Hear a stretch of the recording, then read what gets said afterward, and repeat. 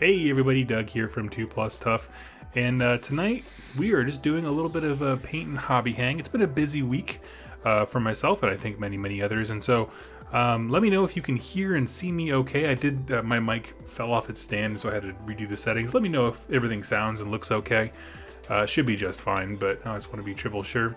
Anyway, without further ado, we're going to move down to the painting table. I just wanted to congratulate everyone on hunkering down and getting through this together. So, see the chat's working. I got Blake and Magus in there. How y'all doing?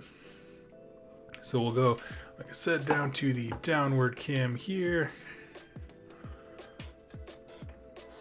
Oh. And I was moving some stuff around earlier. Apologies for the colossal mess that this is. Okay, so basically what I got here is Brian says, the people I follow are going live at the same time. Oh, who else do you follow? I tried to step on toes, but the only other person I know who does regular live streams is Vince from Warhammer Weekly, and so try to avoid doubling up on him. Let me grab.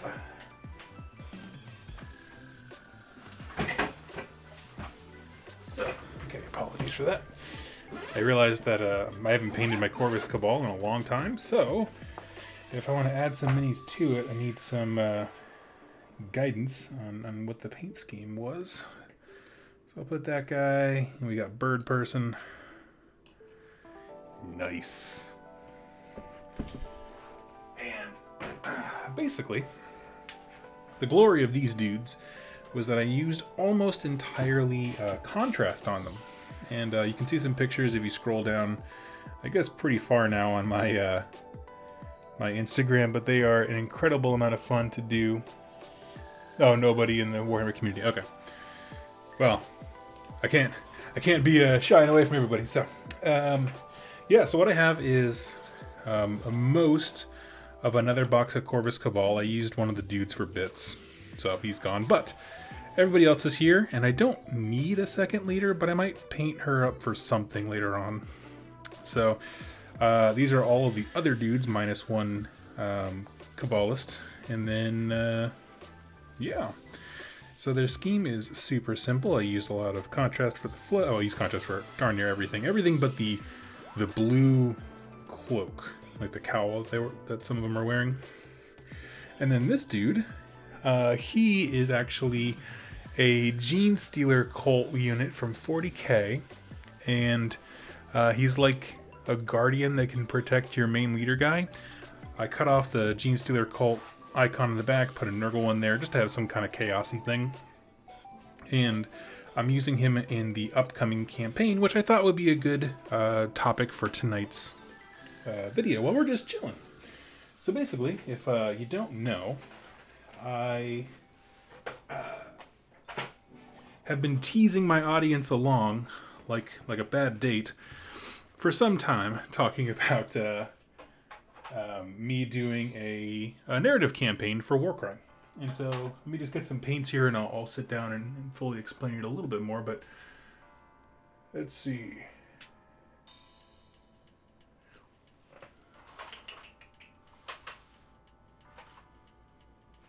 Okay, so I need that.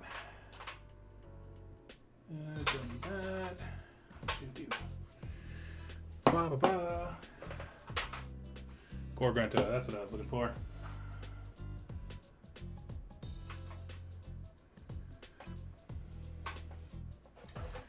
I know this is riveting stuff, I apologize. Gilliman, I need Wildwood. Wildwood. Okay, that's a great start.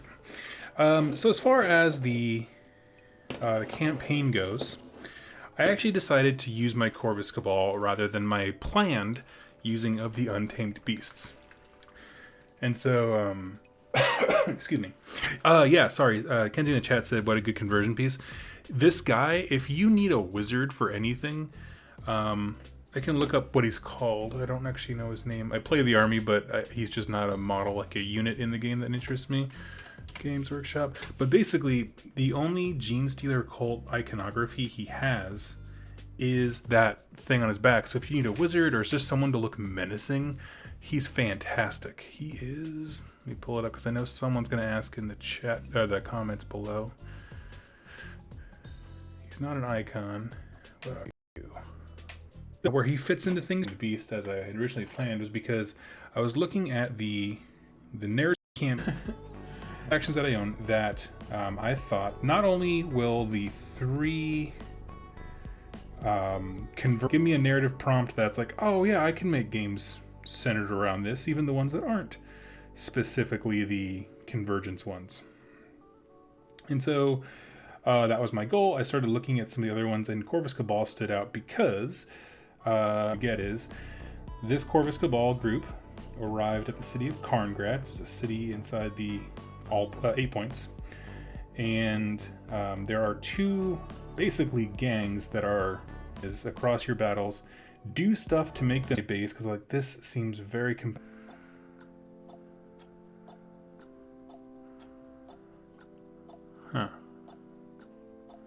If you are in the chat and you can see me, let me know if things are working. I just saw that it's having some trouble. Why are you doing this?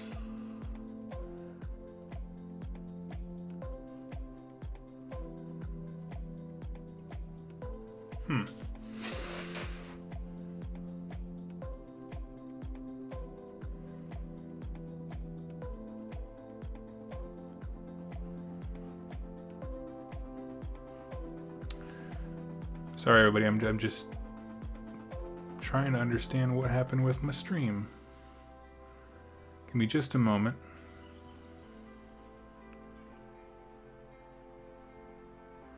Okay, I'm gonna...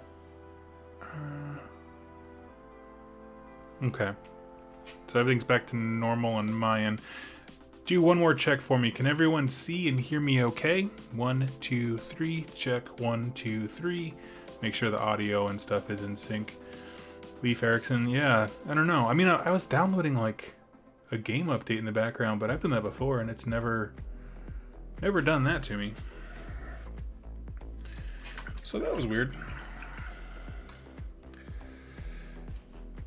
Now, I do have 9 dudes who are all super pale and sickly, because at the time when I started this faction, working good now. Thank you so much. When I started this faction, I was too afraid to paint other colors, but then Jack's ridicule of me for rerolling ones showed me that, you know what, I need to expand some borders, you know, have a diversity week in the Mortal Realms. And so we're gonna paint some dark skin here.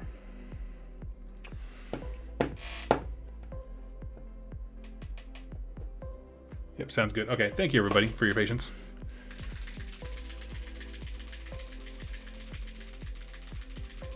Megas, go ahead and refresh the page if you need to, I suppose. I have no idea what happened there. Hit fix. Okay. I'm just gonna... when in doubt, I'm just gonna go with whatever Kenzie says. Let's see. So yeah, I'm variant the skin tones. So where was I? I was talking about my campaign stuff.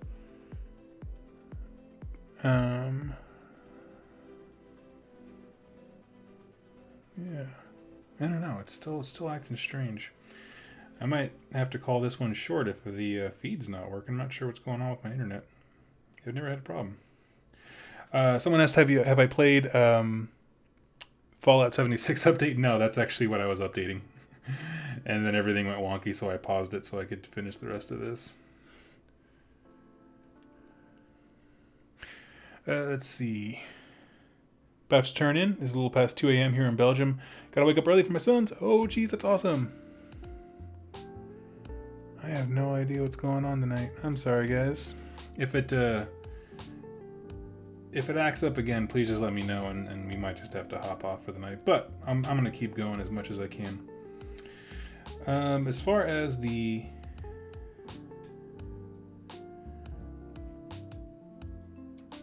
okay, good.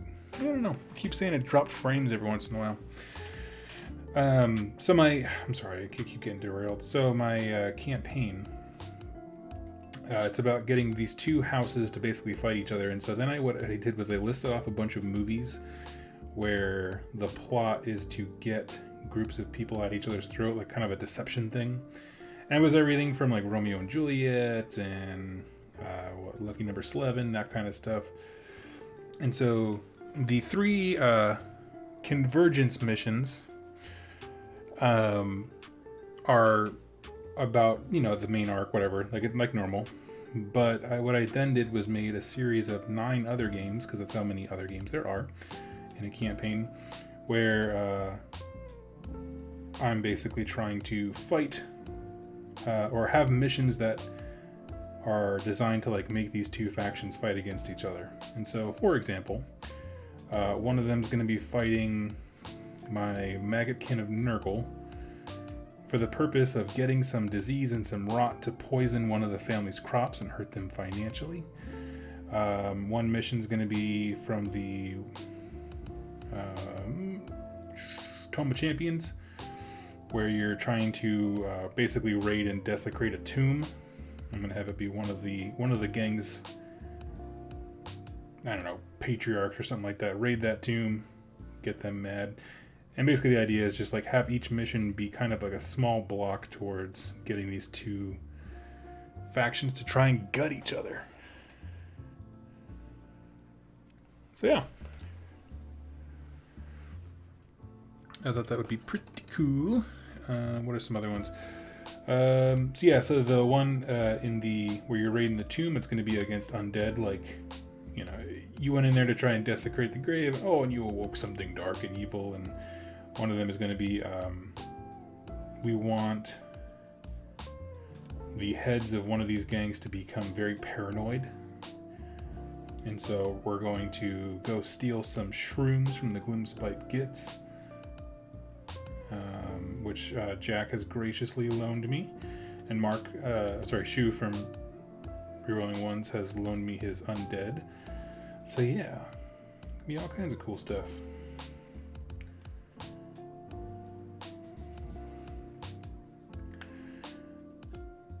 And one of the missions I have is like there's going to be a representative who's going to come in and be like, why don't you just get rid of one of these, you know, factions? And so the mission is protect that representative until he can get to the leader of Karngrad and make that proposal. And so the Locust guy in the dark robe is going to be my representative. I'm going to flesh it out a little bit more when I get there, but that's the basic plot. If you have not seen it, you can go to my community tab on the page here and check out the one-player Warcry rules that I made. Had a lot of fun. It's a lot of work. I have crazy amounts of respect for rules designers, more so than I had before. But yeah.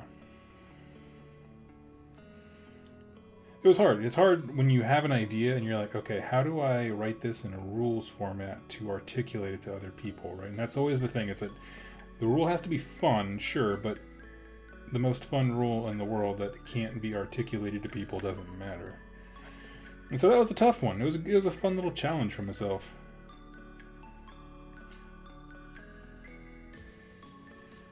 But it was nice that I had a basis. You know, I mean, I based it off of a number of GW games where they have single-player modes. Blackstone Fortress and the rules that Sam Pearson suggested earlier the week. So, let's see. Oh yeah, Hobby Stream. You can also find them on the Discord. I have to put the updated ones on Discord, but yes, they can be there. The ones I have posted to the community page are the most up-to-date with a few tweaks, so that were kind of important.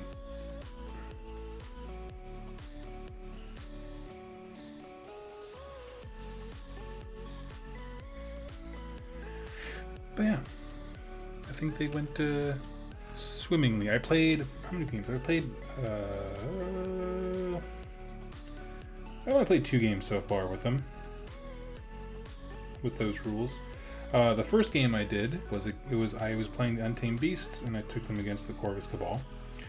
And basically what I did was I made 2 games. One was supposed to be very straightforward, you know, kind of not stress the game system at all. And the other one was intended to be as wacky and crazy and complicated as possible to see if it could handle it. So the first game was against Corvus Cabal, and that was my straightforward one. I used the deployment. That was very like it was symmetrical was the word I'm looking for.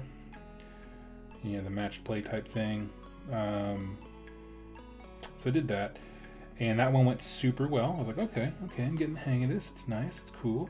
And then I set up for my second test, the one that's supposed to be wacky, was Gloomspite Gets, because you can take a whole bunch of cheap archers. I played with asymmetrical deployment, so 2 of their battle groups were on the table before.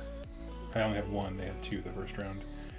And it was a mission where you're trying to get more dudes in each corner. Like each, you break the board up into quadrants, and you have to have more dudes there. And I was like, surely, if there's a mission that people can look at and be like, that shouldn't be there because it's no fun, because Doug's AI, so to speak, doesn't know to go run and hop in those corners. But what I found was, just by having the computer, gotta call it the computer, but the AI, move to wherever I am, because I know that I need to be in that corner, it therefore responds by doing the same. And the first game against Corvus Cabal, I won, but it was 5-4 on victory points. That one was when you're trying to kill. No, it wasn't victory points, but the battle ends when you kill more than half of your opponent's warband. The Cabal and the Untamed Beast both have 9 dudes, so they killed 4 of mine. I killed 5 of theirs. That was super close. And then the second game with Gloomspite Gets, he had a lot more guys than me, and did the arrow shooting and that kind of stuff, and was playing against where you're spreading across to gather different objectives.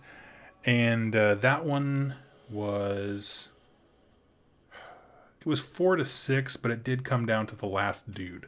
So they've all been like, not like razor's edge, like single die roll kind of close, but they were good games, you know. And I feel happy about it. So I felt pretty stoked about how well that went down. Let me grab. Also, as a side note, for these, I ran out of Wraithbone spray, and so I was like, oh, I primed them gray, and I wanted them to match, and so I did the brush on Wraithbone, and it doesn't feel the same as the spray. Gotta be honest.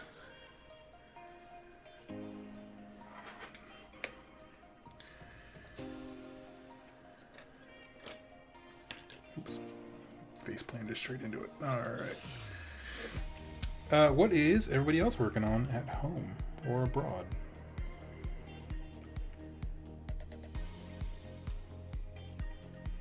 That's okay. Once I do a wash on these dudes, this color will look just fine.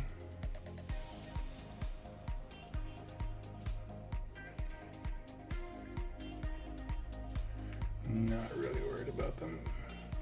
Honestly, I have the first warband all built up, and these guys, it's more because I am going to be playing Tome of Champion rules, where models can die a lot more easily.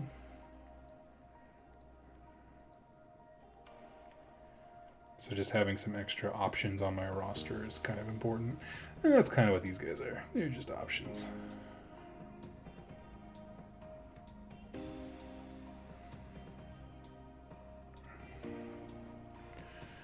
Let's see. Mega Knobs. Ooh, that's cool. Nice. Watching the 2 kitties at the moment. Nothing but have some Chaos Warriors in the paint desk. That's cool.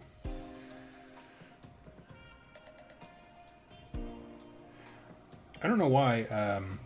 I just totally spaced when the Spire Tyrants came out, and then I was looking over their stuff today. They seem pretty interesting.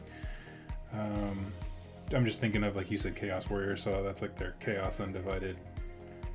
I guess all of these are Chaos Undivided, all the Chaos Warband specifically, but I was just thinking of them in particular. They are pretty cool. Currently, I'm just trying to figure out what AOS faction to play. Oh yeah, Megas. I'm assuming you play 40k because you did a hot take of the Locust very, very easily. Let's talk about it, man. What do you like in games? I'm not really a big fan of the question like, what's your play style? Because if you don't already play any of these kinds of games, like, you don't know what that means. So.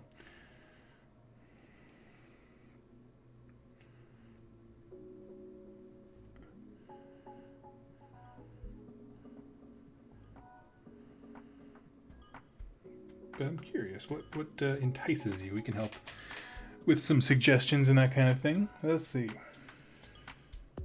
Writing a Wrath and Glory campaign while I chat my friend who... Okay, cool. That's awesome.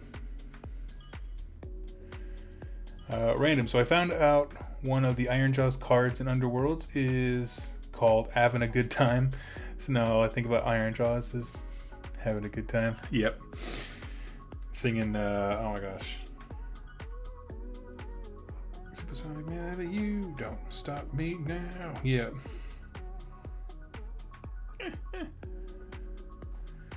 That'd be epic if they just made like a little short animation of just Ironjaws singing that.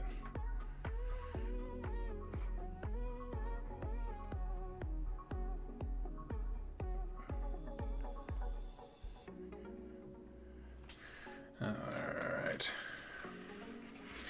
Painting some pantaloons. So, let's see. Gloomspike. Oh, I like tricky armies like Gene Stealer, Colt, and Drukari. For sure, those are great ideas. What are some good tricky armies? I see Gloomspike Gitz was already listed. That's definitely a solid choice. Sylvaneth can certainly do that because they can, you know, if you're willing to put the work into painting up the trees, they can teleport all across the board. Like, I mean, honestly, in terms of like analog of play, I personally think Sylvaneth are probably the closest. There's not quite a Gene Stealer Cult faction in AOS, but they're up there. I mean, there's someone shout out if you think there's something more Gene Stealer culty in terms of playstyle. What else? He likes tricksy stuff.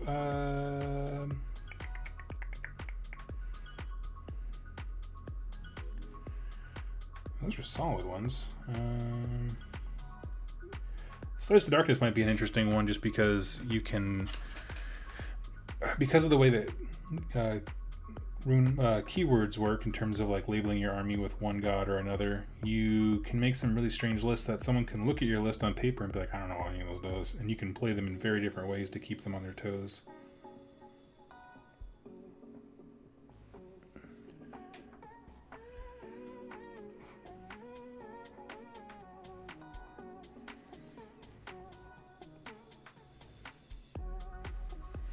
If you like Drukari as well, I'd look into Daughters of Cain for sure.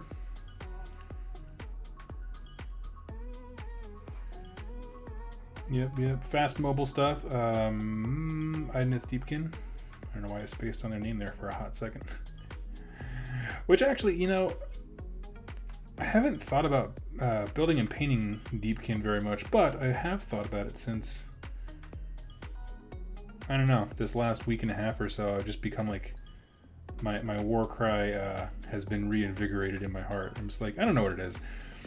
I'll say this, and I've said it to my friends before. It's just like, lately, all I want to do is play skirmish games. I don't want to play any large AOS games. I love AOS, love the setting. It's just, for some reason lately, I'm just like, I just want a bunch of skirmish games. I like focusing on just a few models and having these dynamic storytelling moments. They're just great. And so I kind of went on a bender. I've been playing, well, no one's been playing anything lately, but, leading up to all the quarantine stuff, I was doing Necromunda, and just recently a viewer pointed me at Wild West Exodus, and that was super cool looking. Always wanted to try Malifaux. There's just no one around here that plays it. But they nailed me with the aesthetic. That's right up my road. Like the weird creep history type stuff. Oh, I love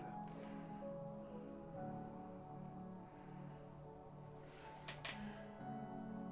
Really appreciate all the help. Oh yeah. And you don't have to take any of it. You can just be like, I like Stormcast, and then just walk away, and that's totally fine.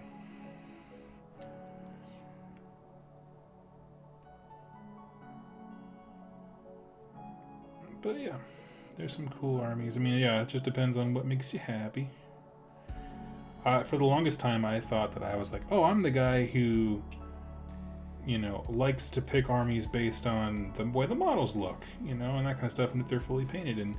And since I've been in the hobby longer, I'm realizing that's not true. Like, I am much more likely to hold on to an army, meaning my Nurgle right now, if I enjoy the way they play, because playing invigorates me to paint. And that's, I don't know. And I'm not saying I'm never going to get rid of them, but like just having a few models and a single plan, that's a winning combination for me, apparently.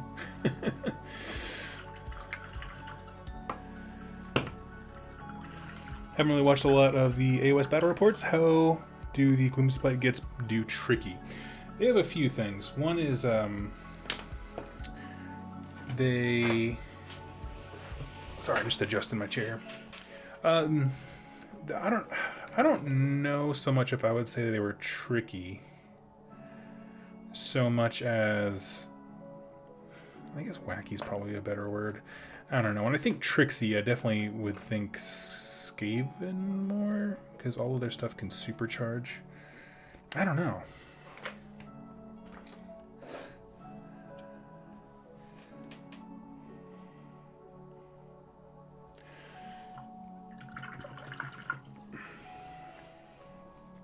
Now I'm just going to slather on some Skeleton Horde.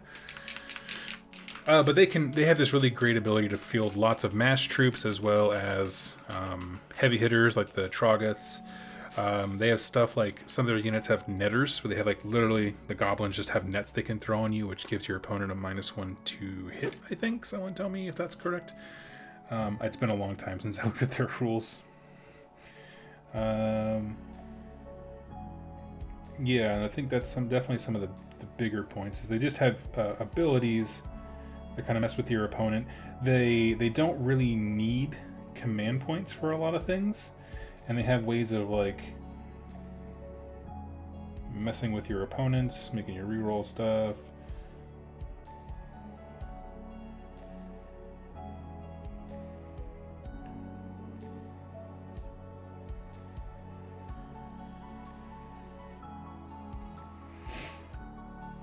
But yeah, those are some highlights. I think Trixie is a hard one to pin down because, like I said, nothing is like Gene Stealer Cult in this game per se. Because that'd be amazing. But I think Sylvaneth is probably the closest, just because of the movement abilities.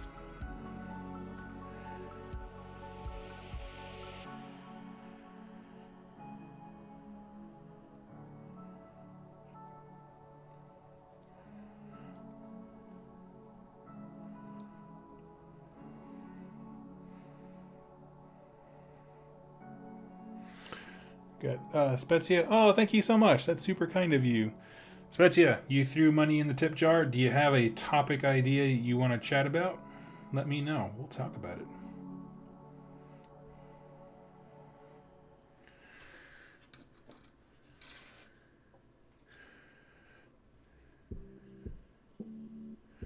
Huh. Like, I love having lots of reserves, the ability to mess with rules, make you normally don't mess with. Well, some interesting ones, or some ones that you might find interesting, rather. Night Haunt are a cool one because they can keep units up in the sky, basically, and then bring them down later on. They can do teleport stuff too, and bring troops in some cool ways. So like, can't remember the name of the unit. They have a hero unit that comes in a pack of 2. They're easy to build, where he can teleport anywhere, and then you can bring people down around him. All kinds of cool stuff like that. That's definitely an option, because at that point, you know, you can't do null deploy, where like your opponent has to fully deploy and you have nothing on the board. But for every unit put on the table, you can put one in the sky, or the, you know, undead realm, or whatever they're calling it now, and do stuff that way. That's an easy way to manipulate the board. What else is there?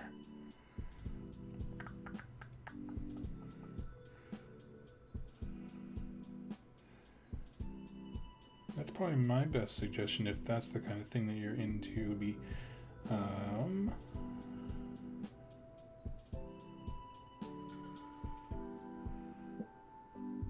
here we go. Getting all the skull color done. Good evening, Cold Shoulder. Hello, hello. Just doing some war cry in preparation for a campaign. The mission here that I am most excited for, I'm trying to think. Probably gonna be, yeah, raiding the tomb. That one sounds cool.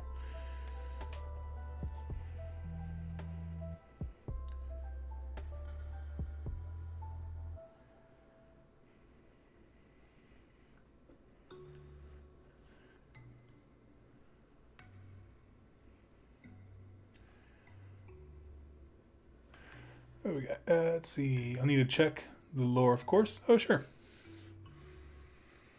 Sure. I'm glad to hear that lore matters to you. To me, that's just the coolest part of the hobby. It's just, you know, you get these cool stories and you get to play them on the tabletop. I love it.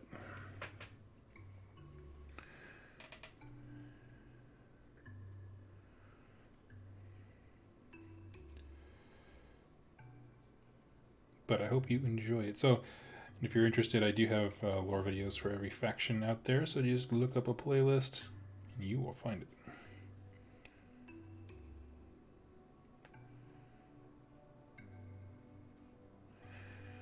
Okay. So, I came up with me and some folks came up with the name of Lady Corbeau for the leader, because the leader of Corvus Cabal is a female model. And I need other names. What were some names you would imagine a Corvus Cabal having? And I'm going to say nothing wacky. You know, I'll take wacky names, and I'm doing Necromunda, where my favorite player is a girl named Boom Boom. Not player, my favorite ganger that I have. But, like, you know, they named a character Locke in the short story. Which I don't necessarily want to take that name, because I don't want it to be like, oh, you're playing that character. Like, no. Just doing my own thing. So if you have any cool name suggestions for a really awesome, like, stealthy... I mean, we're talking about tricksy factions. Like, this is one of the trixier factions in Warcry. The Corvus Cabal.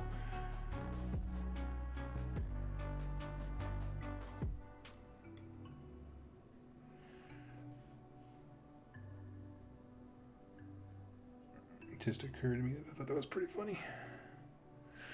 Let's see.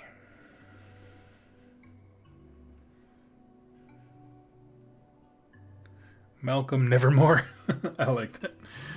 Nevermore. Corvald. Ooh, I like that. That's a cool name. Write that down. Corvald. Tripto Blaster.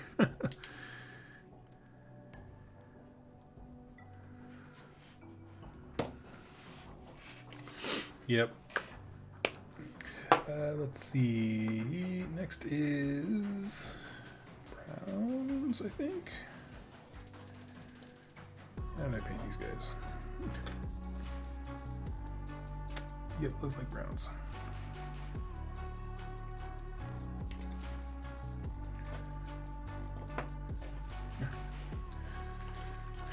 We got Vex Raven Shroud. Ooh. Let's keep it to first names, just because I want them to be simple enough that they can like almost kind of caw at each other. So like Vex is a cool name.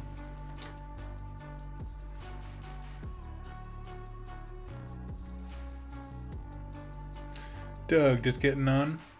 What you're working on? This is the Corvus Cabal for Warcry.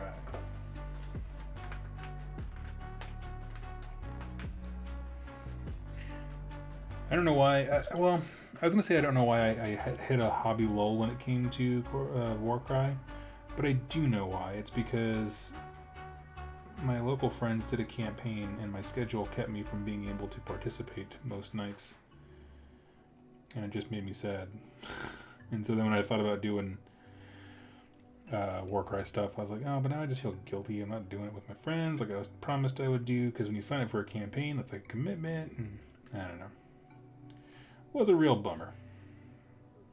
But being stuck inside and my growing disposition towards loving all things skirmish lately has kind of pushed me right back in, and I just love it.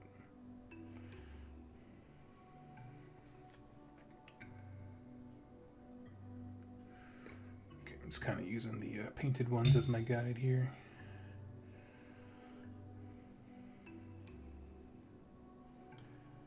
My plan is really to just paint pretty much everything except the feathers, just so I can go back and get those later once everything's done.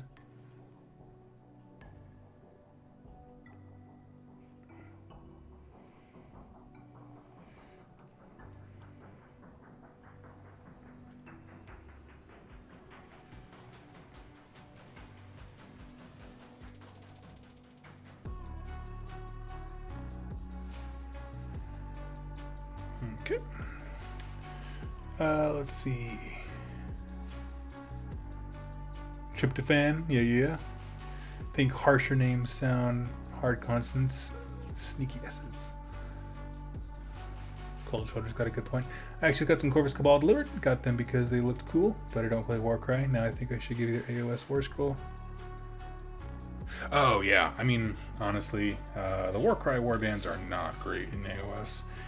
The only exception is the Untamed Beasts. They seem awesome. If you're unfamiliar with them, basically they get like a scout move at the beginning of the game, which is just awesome for Chaos factions because they're not normally the fastest unless you're playing Slanesh, but yeah, in this instance they are awesome. They're the one you read and you go, oh, they all should have been this useful. Which happens, you know, it's whatever. But if I was playing Slaves to Darkness, I would absolutely just take a big blob of 30 of those dudes. Or not 30, because you can only buy them in like increments of 9, because they did really weird stuff with their War Scroll, so whatever the big number is for them.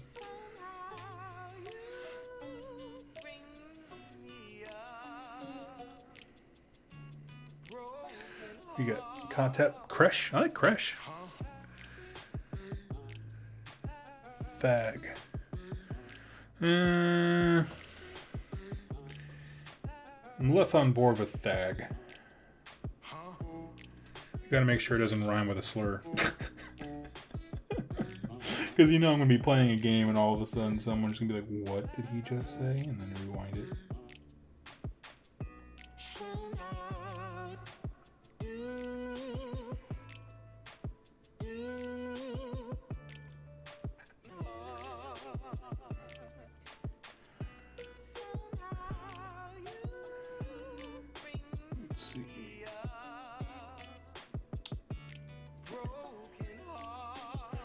So yeah, this is pretty much all that's been on my mind lately is these dudes, because it takes an immense amount of work to do the kind of like storytelling games that I do. I mean, it takes a lot of work to just record battle reports. Like, that's why I'm generally in awe of the Real Things 1's guys, because they coordinate to make that happen. But my little narrative forays are, because it's a lot more writing and scripting.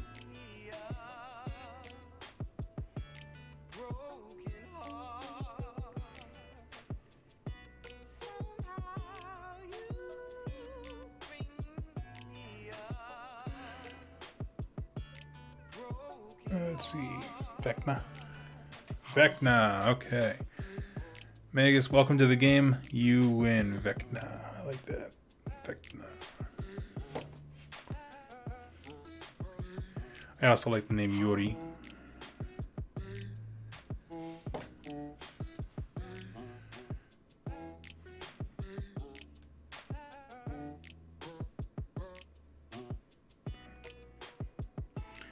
I don't know if you guys ever played War Machine Hordes, but there is a character for their basically Russian equivalent faction, and he's just this madman running at you with an axe. His name is literally Yuri the Axe. That's all he is. He's just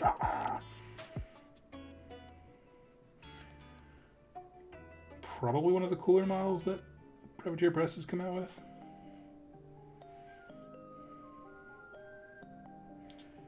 We've had some real winners the last couple months.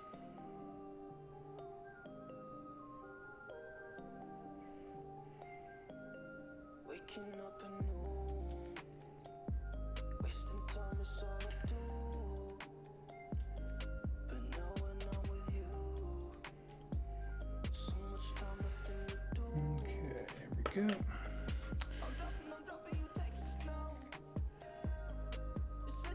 Fabulous Billy works in any situation. Fabulous Billy, I like that.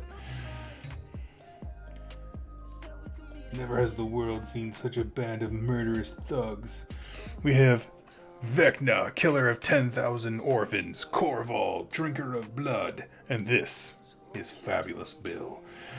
And a hush and a murmur fell across the crowd. This was the Fabulous Bill.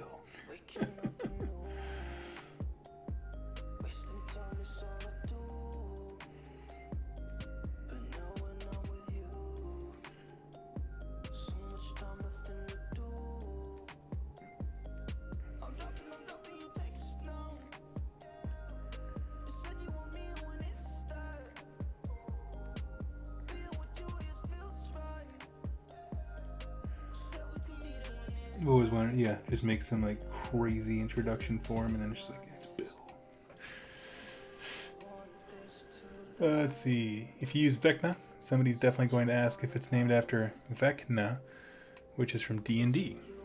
Oh, well, you know, I'm already fielding 1,000 of those questions a day. I do, honestly. Like my Facebook page, it is the contact me function on the 2+ Tough Facebook page has become a default how much is AOS like D&D button, where people press it and they ask me, hey Doug, isn't this thing that you liked and talked about in D&D? And every time I say the exact same thing, I literally have it saved to a clipboard, is, hey, that's an interesting question. I can't really give an answer because I don't know D&D stuff. And then I ask, you know, can I help you with anything else? Or you have any other questions, that kind of stuff, or that kind of thing to follow up with it. But it happens a lot.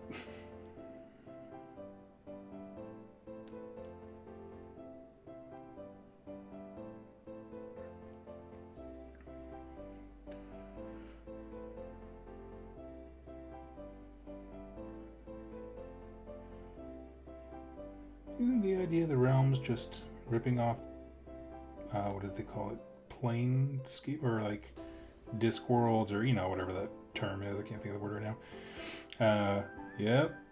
Got nothing. Don't know anything about that from other books. Promise I'm not just lying to you. Don't know anything. I don't know much. Ask my wife. She'll tell you. Doug, he doesn't know much. He's a good guy. He doesn't know much.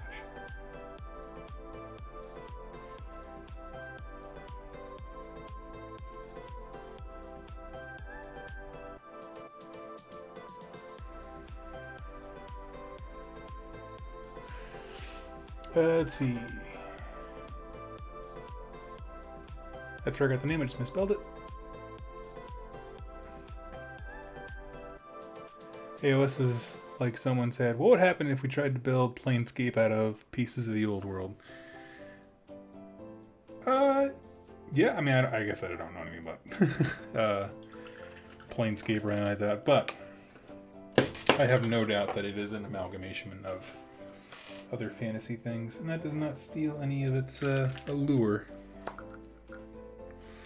For some people, like the idea, like, oh, they just copied this from somebody else? It's like, man, that's all anybody does.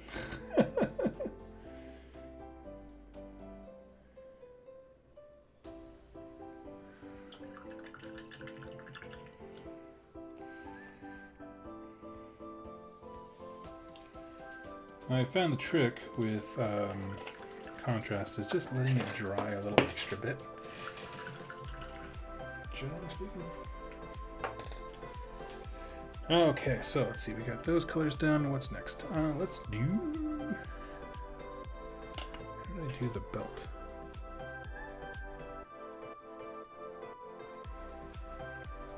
Okay.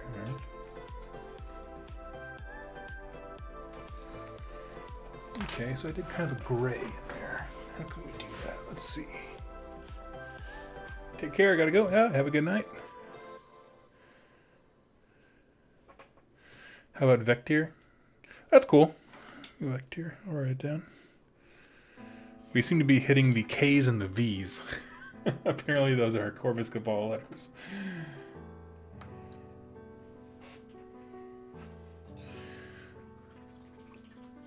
Let's see. Where are we at? People copying fantasy elements?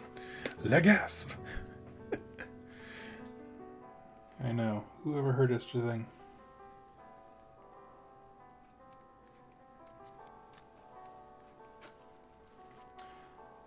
Once I hop off here, gonna have some dinner with my wife. Gonna play some Fallout 76 now that the Wastelanders update is down. Very excited about that. Cannot tell you enough.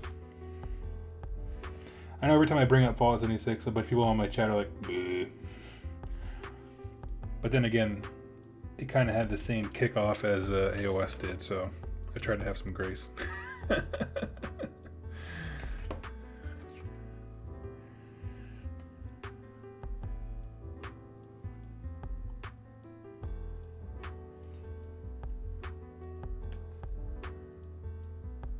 Oh, this guy's got a fun little man bun. I like him.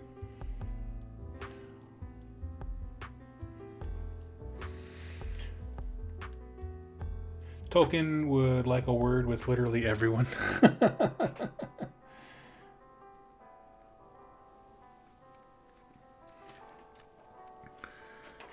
Yeah, pretty much. Yeah. So I have a question, because I know very little about Tolkien. The most I've ever learned about him was this last week when I was looking at battle reports for Lord of the Rings miniatures game, because I was curious about it.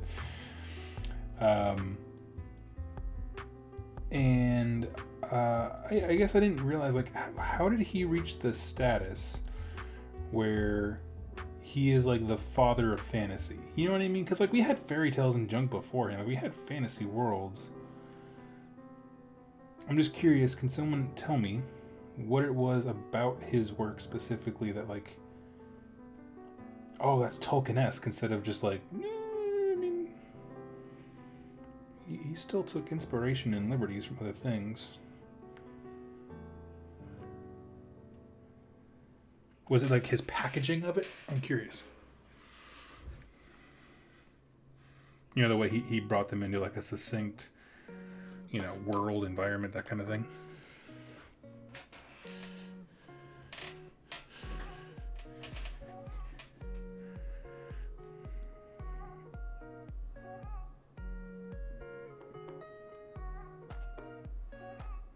Just getting the hair here.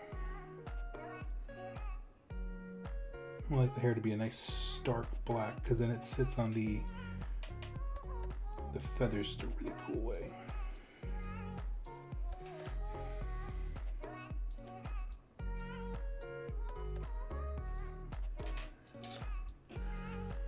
My old art teacher would have thrown a meltdown over the brush and the water cup.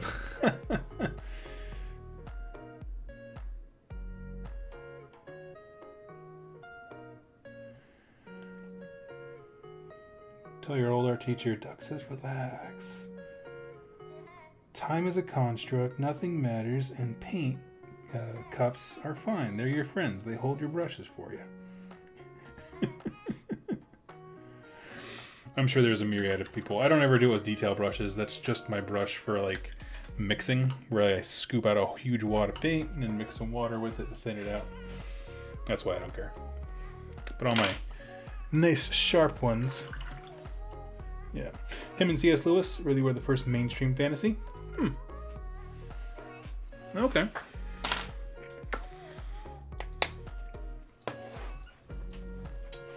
Here is... Can't remember what the shoulder armor color was. Okay, same as their heads. All right.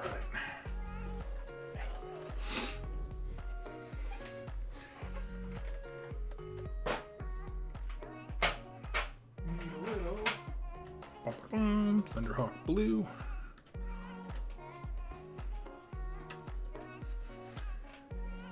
They've always been, you know, like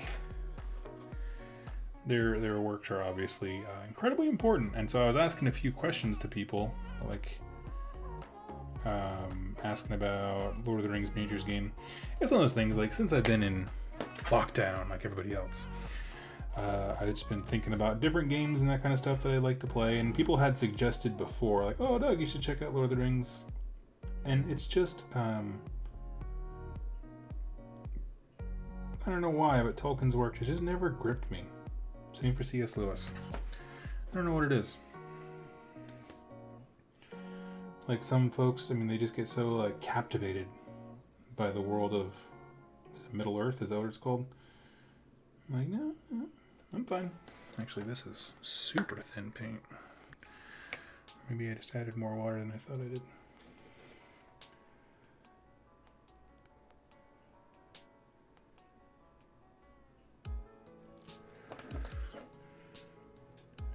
Fantasy authors who don't get enough recognition: Jack Vance, Lord Dunsey, H.P. Lovecraft, Robert Howard. I don't know any of those. Well, I know H.P. Lovecraft, that's not true.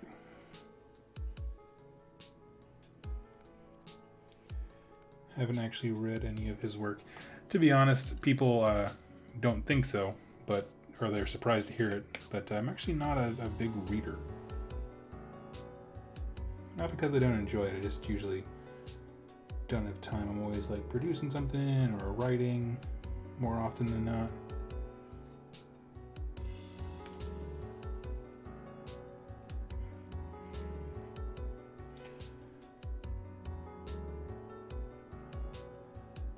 But I was invited to be a part of, like, oh, join this, I think they called it BookTube, where it's a bunch of people who are like big into books and literature and all this kind of stuff, and it's like, man, I don't know about any of this.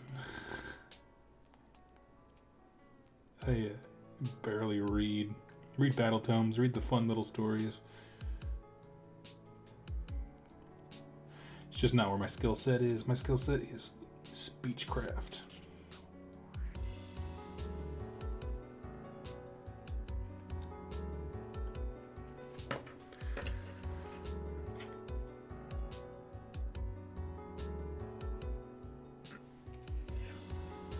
Let's see.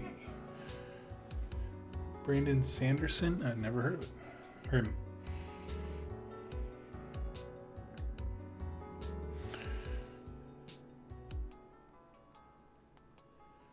What does Abensur mean, Megas? I'm curious. H.P. Lovecraft gets too much credit.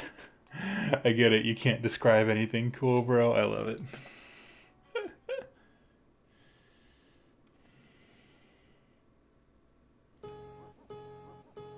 The nameless horror. For me, the strength of Lovecraft stuff is not, it's not the creature itself, because it can't be described, right? But it's more, it's all the things surrounding that, like the cults and twisted app humans and all that kind of stuff, like that's where I'm like, oh, this is cool.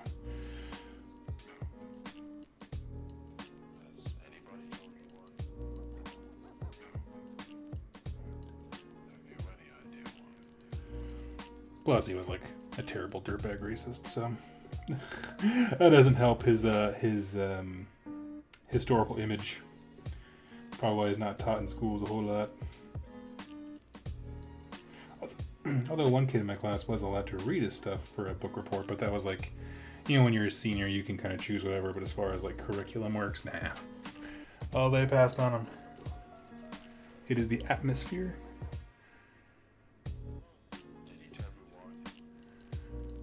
Let's see. Question: 2 plus tomes when? Let me think of some random date that I can punt that forward to. You know, I got. I'll put up a poll tomorrow. I'll do that. I'll put up a poll. I'll list some easy read books for myself. So I'll be honest with you. I've been distracted a lot lately. Just everything going on, so probably a nice easy read would not be bad for me, but I certainly don't want to take on anything that's like super intense. I don't want to take anything that's like Soul Wars length. You know what I mean? Like Soul Wars is a long book. It's a good book.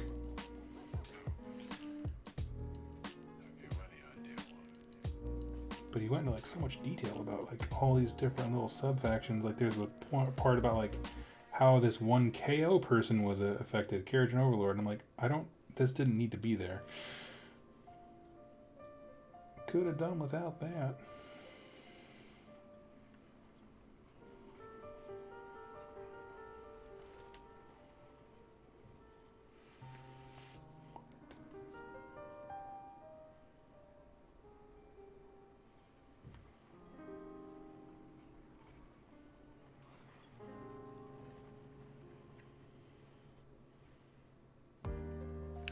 Let's see. Red Queen. Okay.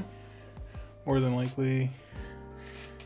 Red Queen that's not an AOS book, is it?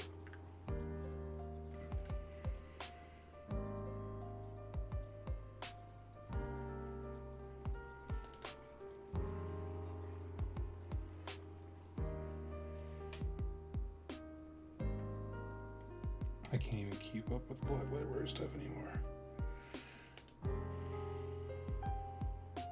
I wonder how all this stuff is, yeah, Star Wars pretty chunky. Yes it was. I'm somebody, if you know me in person, I'm a huge fan of, like, word economy. Like, it's kind of like a puzzle to see what's the shortest way I can say this, right? Like, not because, like, I don't want to talk to you or anything like that, it's just because I like to be mindful of like how much I talk, because people who talk too much are annoying. And so I try to be very succinct. And Josh Reynolds is not that. At least in Soul Wars, he was not that. He's done better in other books, but that one in particular, I'm like, this was not integral. We didn't need to go down this little side quest. I'm not playing Skyrim. We don't need to go down every side quest. Let's see. It's not. I still vote Callus and Toll. Silver Shard. Okay. I might actually do City of Secrets, because that's kind of their first one, I think. I know it's not probably required reading, but if you're gonna start, might as well be at the beginning.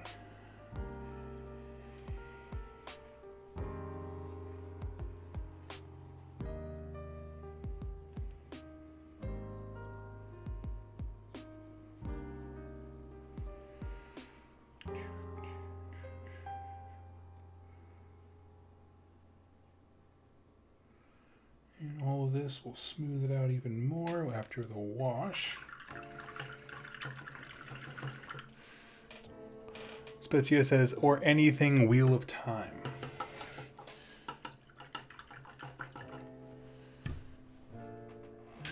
Word economy, I take it you don't like Stephen King. No, and it's also why I've never read anything by Tolkien. Because everything... Okay, I'm going to rant. So everything with Tolkien is just like, he'll spend 40 minutes talking about a dang cup, and then you get past, you're like, thank God we're done talking about the dang cup.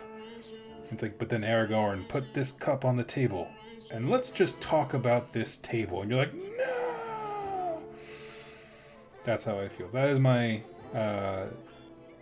review, hot take review of the entire Lord of the Rings series. But I will say it is very fun to watch Lord of the Rings, like the film edition or version, with people who have read the books, because they'll like, it's just Aragorn holding the cup, and they'll lean over and be like, that's a very special cup. Okay. Cool, I'll take your word for it.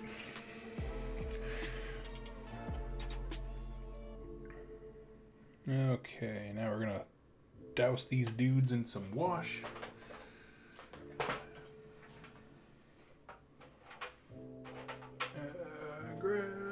Grill shake.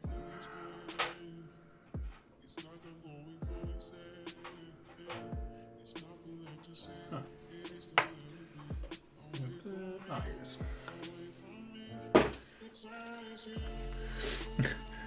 I read Lord of the Rings in grade 8, read it again in high school. More than enough.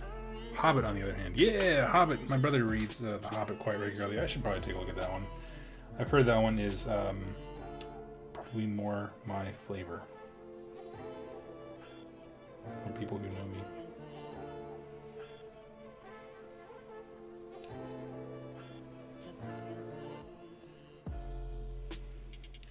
I think the last book series, right? Like actual book series that I really, I just fell in love with.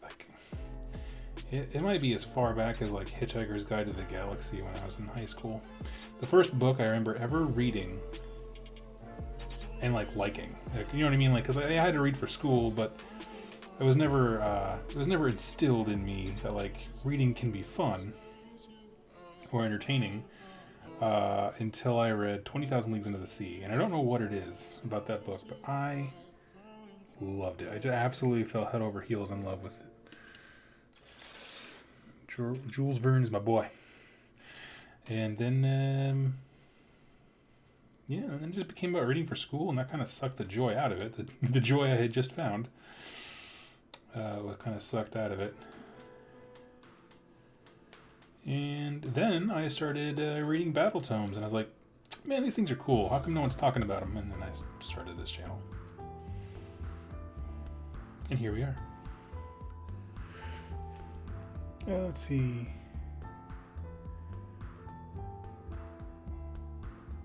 Prepare for baptism by wash. It's exactly what's happening. It's not required. I don't think I washed every single one of the older ones, the ones I already did, but I still like to do it because it gets that nice gritty definition on all the bone, and it helps with all the feathers.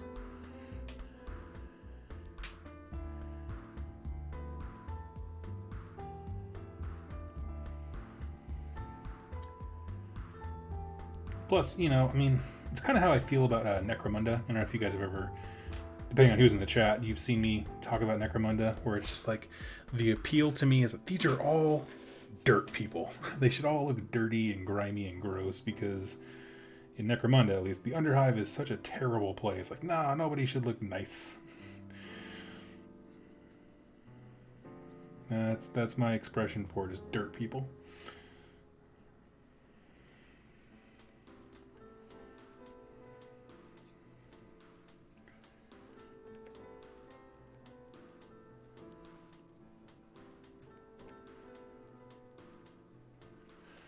Let's see. First edition of The Hobbit is different, if you can ever find a copy. Interesting. What's different about it?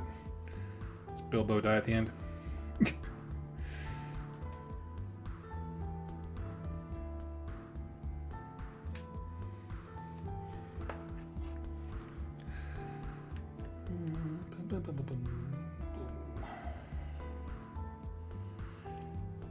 These guys are my favorite, the Spire Stalkers. So, another reason that I chose the Corvus Cabal over the Untamed Beasts for my campaign was that I wanted, a setting that had like a really cool looking appeal. So for example, like the Untamed Beasts one had you trying to unleash wild animals in the city, which would be cool, or hunting a giant fire dragon, but that dragon's never represented, like on the table. You get to the last mission, it's like, and you killed it, and you're like, oh, okay. Whereas these guys, it's just representing like starting, like I said before, a civil war in the city, and so I'm gonna get some tall buildings and stuff, and do something really cool there. Just kind of flesh it out. So I'm excited about that because that kind of backstory gives me a good narrative reason to be like, and this is why there's so many buildings, which is of course very advantageous to the Corvus Cabal if you know how they play in Warcry. Where, if you don't know, I'll say really briefly, they have a lot of abilities that are like, you make a move, and if you end that move 3 inches lower vertically than when you started, meaning you jump down, you get to make an extra attack if there's someone nearby. So like all of a sudden your dudes are like running up the rooftops and pouncing on people, basically just using terrain in ways that other factions don't. But that means you gots to have lots of terrain that's above 3 inches. And so the reason I bring all that up is because I love the Spire Stalkers, because they have this special ability where they can ignore vertical distance when measuring terrain. And so they just like God mode fly over the board if there's a big obstacle or building or something in the way.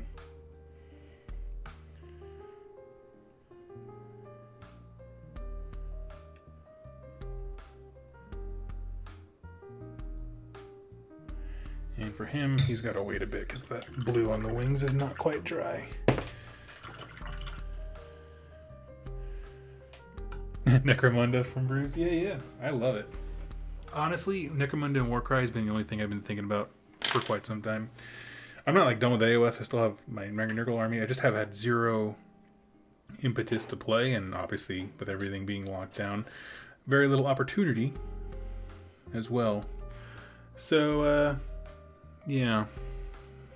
But I've been brainstorming Necromunda. I went out and I got, what's it called?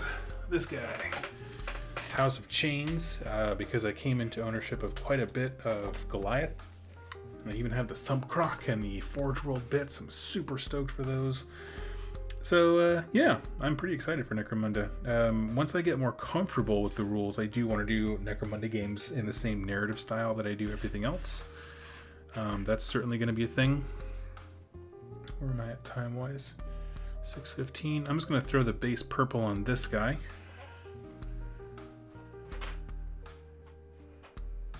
Let's see. I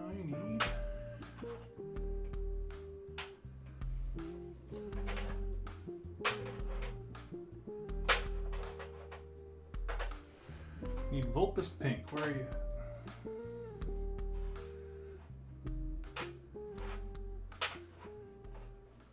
I swear whatever color I'm looking for jumps away from me.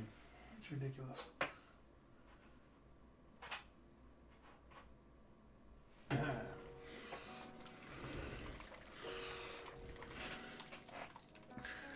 Watching all this painting is giving me an itch. Time to go to the basement. Hope to see you all later. Take it easy, dude.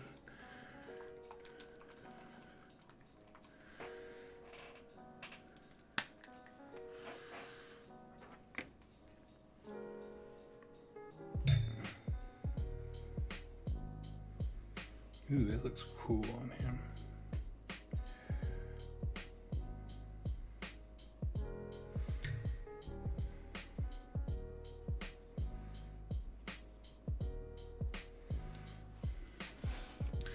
Yeah, it's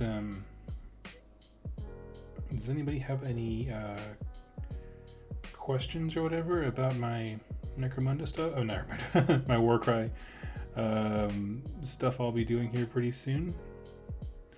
Because I'm trying to think of like common questions that people would ask, so I can address them in a video. So my plan right now is I'm going to film a how to play with the one-player mode.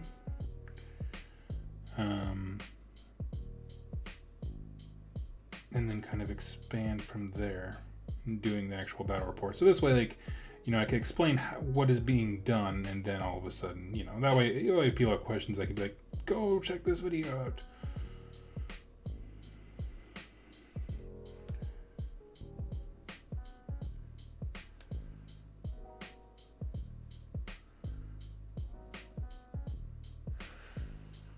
Let's see.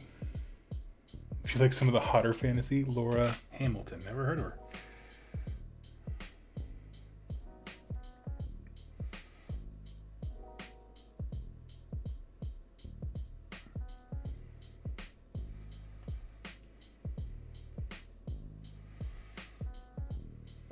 Cool. It's got this sick looking like purple pink to him. I like it.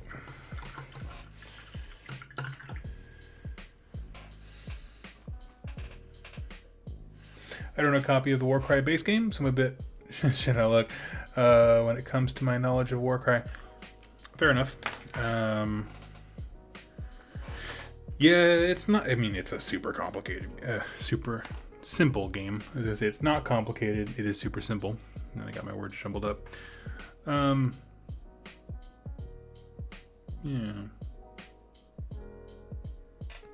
What I would suggest if you are interested in it is there's a website called Age of Miniatures, and they have a Warcry section with all kinds of information. So if it does interest you, I would check it out there before you buy in a book to see if it sounds interesting at all. Dustin says, have you looked at any of the Modifius tabletop war games? Their Elder Scrolls and Fallout games have single-player mode, which is cool. I have not, but I'm interested because Fallout is kind of everything to me. It's my favorite fantasy world, I guess. You know what I mean? It's technically sci-fi, but you know what I mean? Like in terms of like a conjured up world, it is actually my favorite. Just because of the games you get to interact with it. I'm hoping that when the Necromunda game comes out, that is my favorite. That should absolutely be my favorite. Spectia says, but on your Warcry stuff, whys and hows and the narrative is always good. I like the details and fantasy stuff for sure. Now, do you mean whys and hows like in terms of like the story, or do you mean like in terms of the gameplay? Because, like I said, I'm going to have a tutorial video on one end at the beginning before anything actually goes out, and then I am going to have a narrative reason why every battle is taking place. That's what I was kind of talking about before, but that's when the stream kept being funky. As far as like, you know, this mission is about getting this poison so we can use it against our enemies, that kind of stuff. Having, you know, like we said, reasons. Cold shoulder, but sadly I bought into 3 Warcry cards and the Snake Guys to play with my friends. Some good that's doing me. Yeah, well, right now nobody nobody's winning right now. Let's see. We covered the stuff from Fallout 4. I think they're doing some West Coast stuff next. That's cool, Dustin. I'll check that out. It's dangerous whenever I accept suggestions from people because yesterday I spent far too much of the day looking at Wild West Exodus. And that was a bad idea because now I want to play that.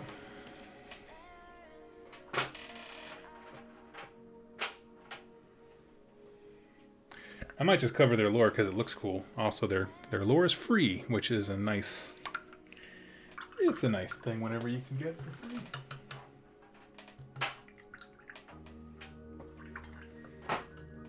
Where is it at?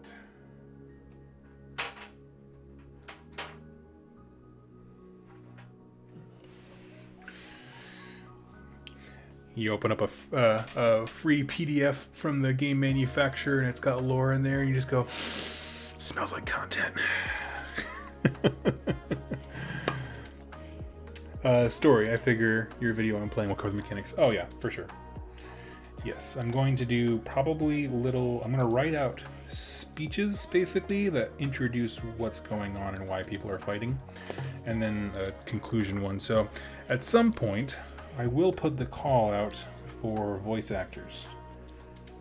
Because even though all you're going to be watching is a grown man play a game by himself, I want it to at least sound like it's not that sad. You know, it's not sad. One-player games are not sad, but you know what I mean.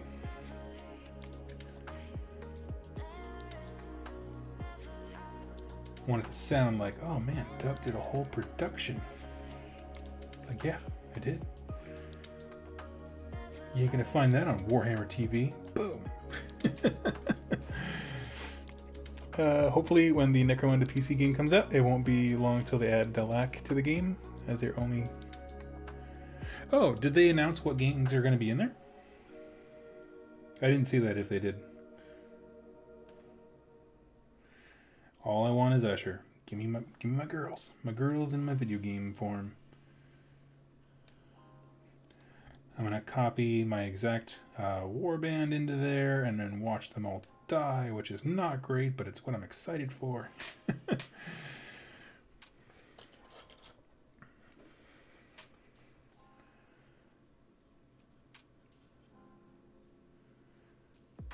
a terrible idea. You never get attached to your characters, because I know I'm going to make one. It's going to be called Boom Boom, who has been my most effective character on a tabletop version.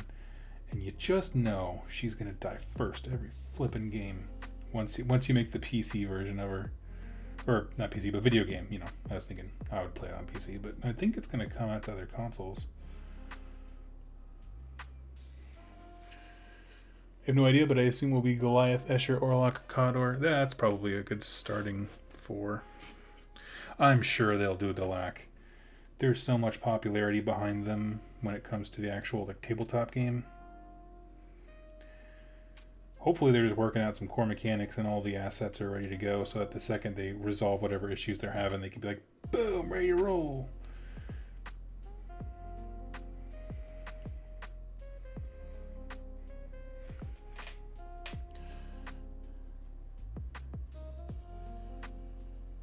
Vex, there are one-player rules for Warcry. So, yeah, Vex, if you go to the community tab of my YouTube page, like the homepage, community at the top. I just finished it and posted it this morning, the final draft of it, but I call it Lonesome Road. It is the one-player rules that I cooked up, homebrew, unofficial, totally, for Warcry.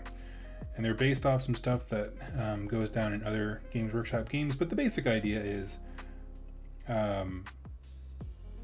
you know, how far away is an enemy unit.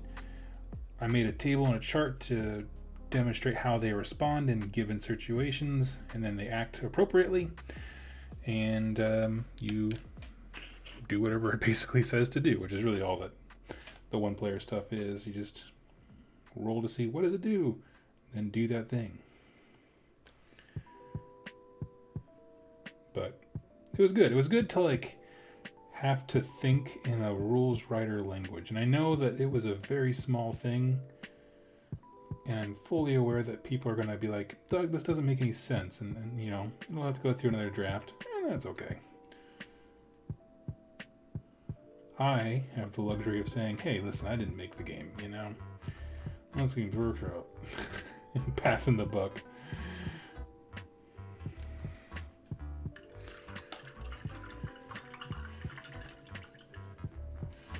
Let's see. Really? I didn't think Delac were that popular compared to Vansar. Oh, I mean, I listen to people talk about their games and with that, and I've never seen a play group that didn't have a guy who was like, Delac is amazing.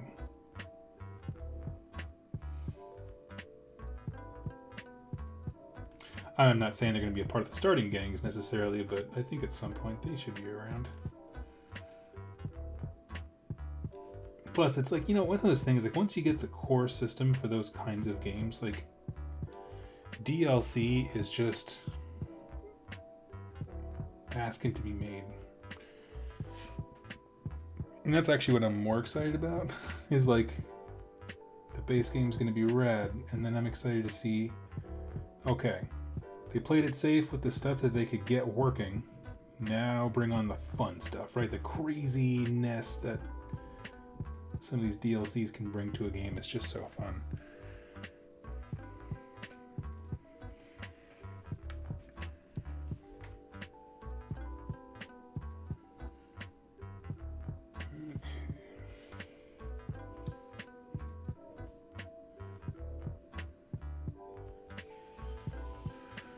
Alright. He's good.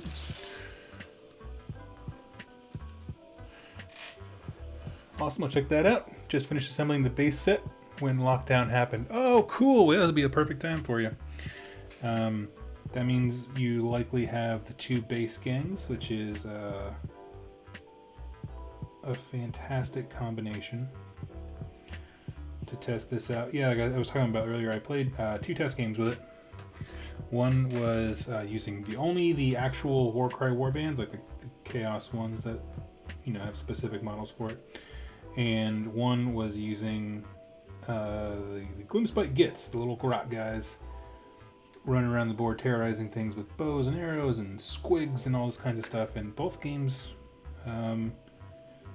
they were pretty tight.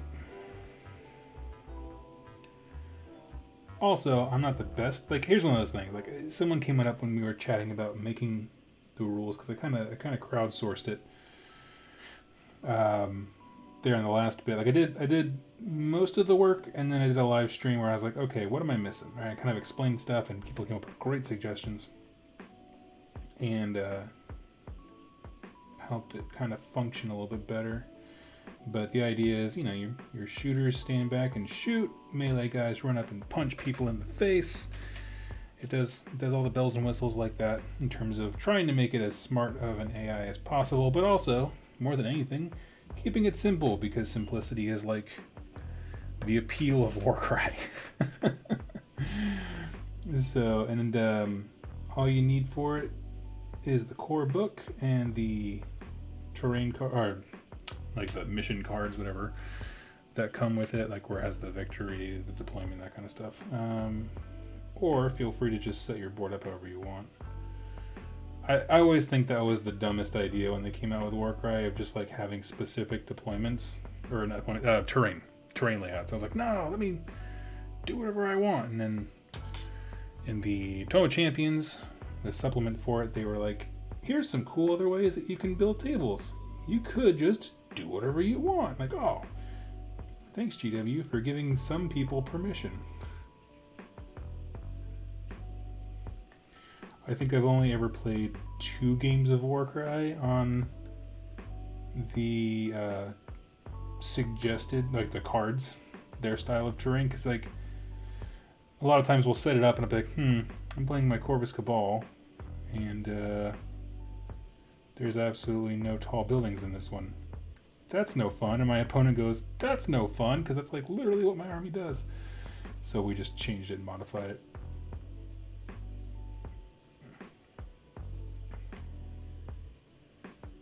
Because it's fine to say, like, okay, this specific mission doesn't have a lot of high terrain for you to use things. That's your challenge, right? And I understand that a faction should have weaknesses, and that's fine. But after, when you do that 4 games in a row, you're like, okay, I kind of want to do my cool thing.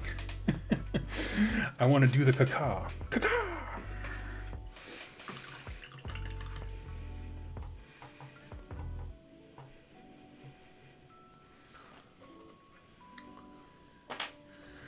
Let's see. Cold Shoulder, we all know it's the first draft. Play testing. Yep, 100%. And, I follow the same rules for writing these that I do when it comes to, like, programming stuff, which is you make one thing work, right? Once you get one thing to work, then you can always expand. And so, like, this base rule set does not have a way for the computer to use abilities.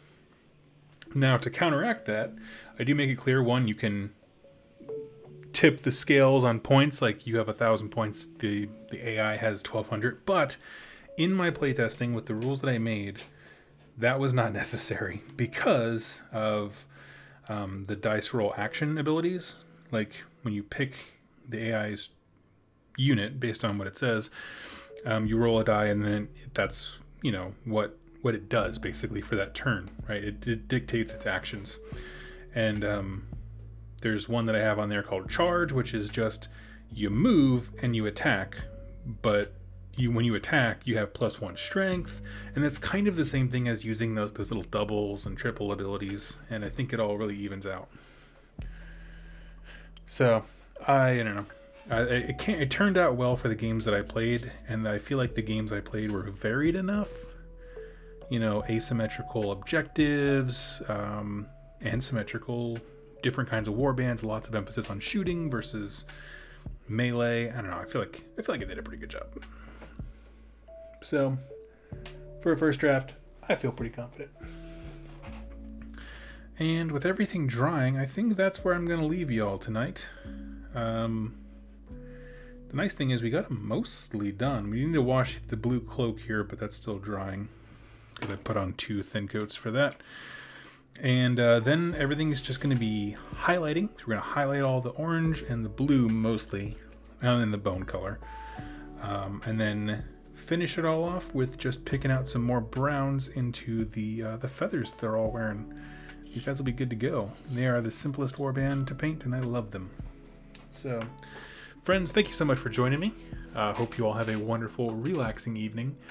And I look forward to hanging out with you next time. So what's next time? Thursday.